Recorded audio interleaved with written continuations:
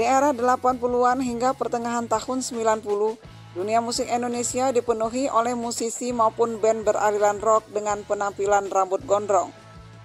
Di zaman itu kalau nggak gondrong nggak keren.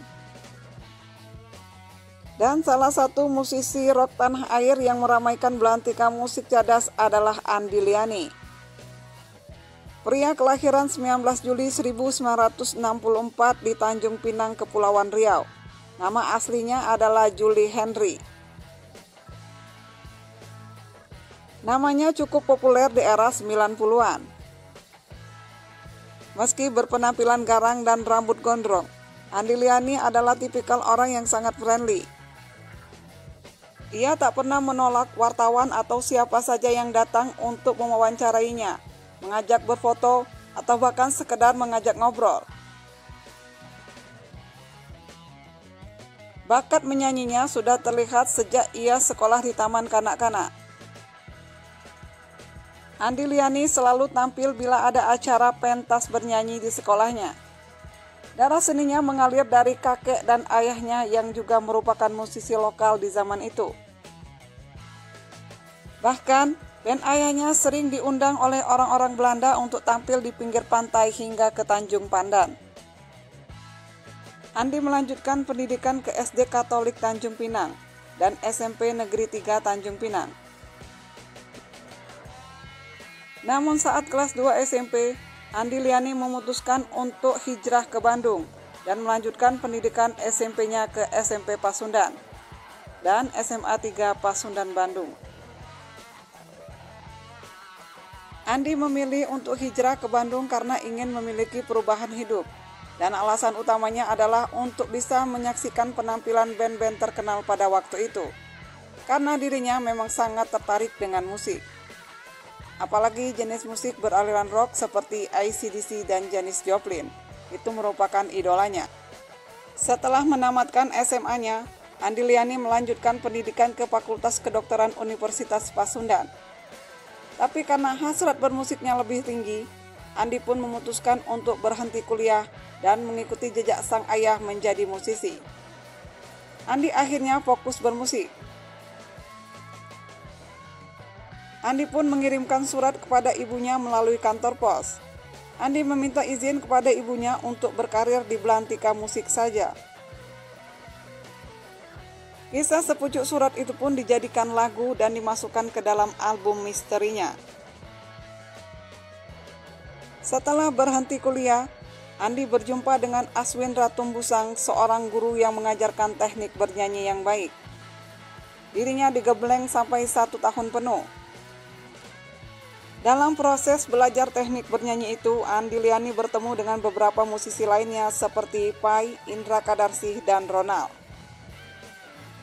Pai sebagai musisi sangat menyukai suara Andy Liany, dan bersama teman yang lainnya, Pai mengajak Andy Liany untuk mengikuti Jarum Fiesta Musik Kontes tahun 1987.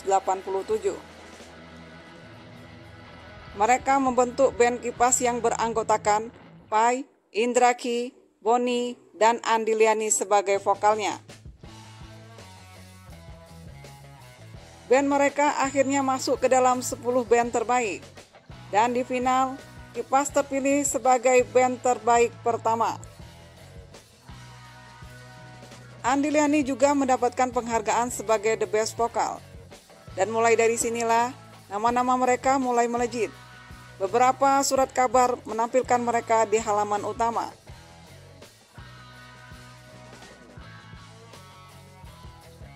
Di tahun 1990, Andy juga tergabung ke dalam Z Liar.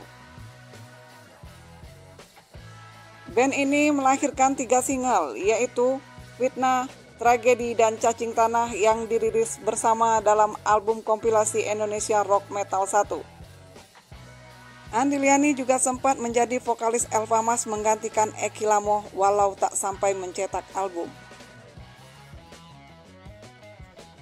Andy Liany juga bergaul dengan anak-anak geng Potlot, dan dirinya sempat menyumbangkan lengkingan suaranya dalam lagu Sweet Sweet Hehe dalam album perdana Slang yang dirilis tahun 1990. Setelah itu, Andy Liany bertemu dengan penulis lagu terkenal yaitu Liv AR. Andi pun dibuatkan lagu pertama untuk dinyanyikan olehnya bertajuk Satu Cinta. Lagu ini dirilis tahun 1991 dan tampil perdana di salah satu stasiun TV yaitu RCTI. Sejak itulah karir Andi terus melejit. Ia mulai tur ke berbagai daerah seperti Bali, Jawa, Sumatera, dan Kalimantan. Selanjutnya Andi kembali bergabung dengan Pai membentuk Vargat 727 bersama dengan Once dan Ronald Pristianto.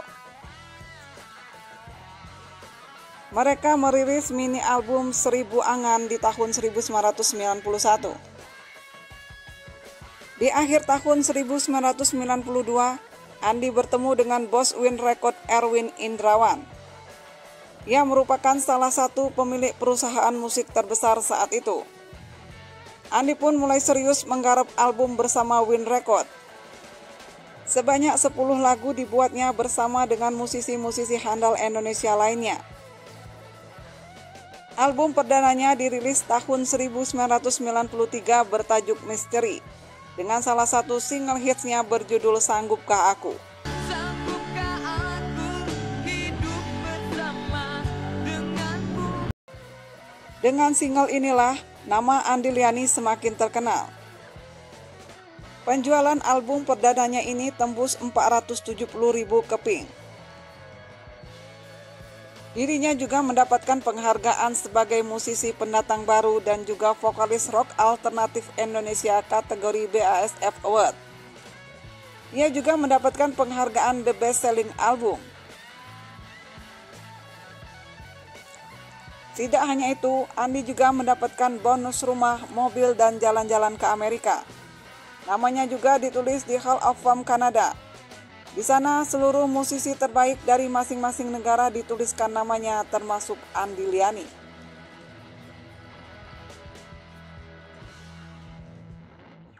Masuk tahun 1993, Andi mempersiapkan album kedua berjudul Antara Kita dengan single hits Antara Kita.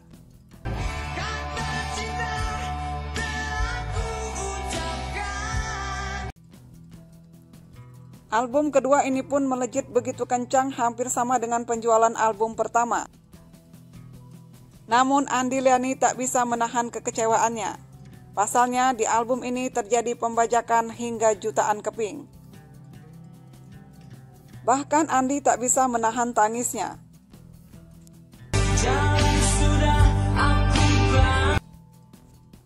Kemudian Andi melanjutkan proses pembuatan album ketiga. Namun sayang, belum selesai penggarapan album, Andi telah pergi untuk selamanya akibat insiden kecelakaan yang dialaminya. Pada malam 24 Juli 1995, Andi Liani mengalami kecelakaan mobil, dan akibat insiden ini nyawanya pun tidak tertolong. Mobil yang dikendarainya menabrak pohon di daerah Karawang. Tubuhnya terjepit di antara kursi mobil dan setir. Baru 2 lagu yang ia selesaikan dalam album ketiga ini, yaitu Ingin Rasanya dan Aku Versus Kamu. Album ini pun diberi nama Cindera Mata sebagai bentuk penghargaan kepada sosok penyanyi rock legendaris itu. Lagu-lagu yang ada di dalam album pertama dan kedua dimasukkan ke dalam album Cindera Mata ini ditambah dengan 2 lagu baru. Karir Andi Liani pun begitu singkat di industri musik Indonesia. Andi meninggal saat ia sedang di puncak popularitasnya sebagai musisi rock Indonesia.